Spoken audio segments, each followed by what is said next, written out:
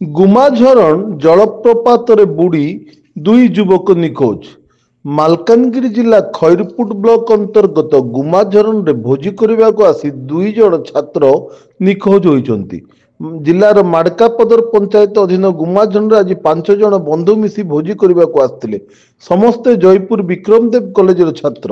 ଝରଣା ଭିତରେ ପଶି ହାତ ଧରାଧରି ହୋଇ ଗାଧେଇଥିବା ବେଳେ 4 ଜଣ, ସେଥିମଧ୍ୟରୁ 3 ଜଣଙ୍କର ଗୋଡ଼ ଖସି ଯାଇଥିଲା। କୌଶଳ କ୍ରମେ ଜଣକୁ ଉଦ୍ଧାର କରିବାକୁ ସକ୍ଷମ ହୋଇଥିଲେ ସ୍ଥାନୀୟ ଲୋକମାନେ। ତେବେ ଅନ୍ୟ 2 ଜଣଙ୍କର ପତ୍ତା ଏବେ ସୁଦ୍ଧା ମିଳିପାରିନି। ନିଖୋଜ ଥିବା 2 ଛାତ୍ର ମଧ୍ୟକୁ ଜଣଙ୍କ ଘର ନାରାୟଣପାଟଣା ହୋଇଥିବା ବେଳେ ଅନ୍ୟ ଜଣ ଘର ଜୟପୁର ନୂଆସାହିର ବୋଲି ସୂଚନା ମିଳିଛି। ମାଥିଲି ଦମକଳ ବାହିନୀ ପହଞ୍ଚି ଘଟଣାସ୍ଥଳରେ ଖୋଜାଖୋଜି ଜାରି ରଖିଛି।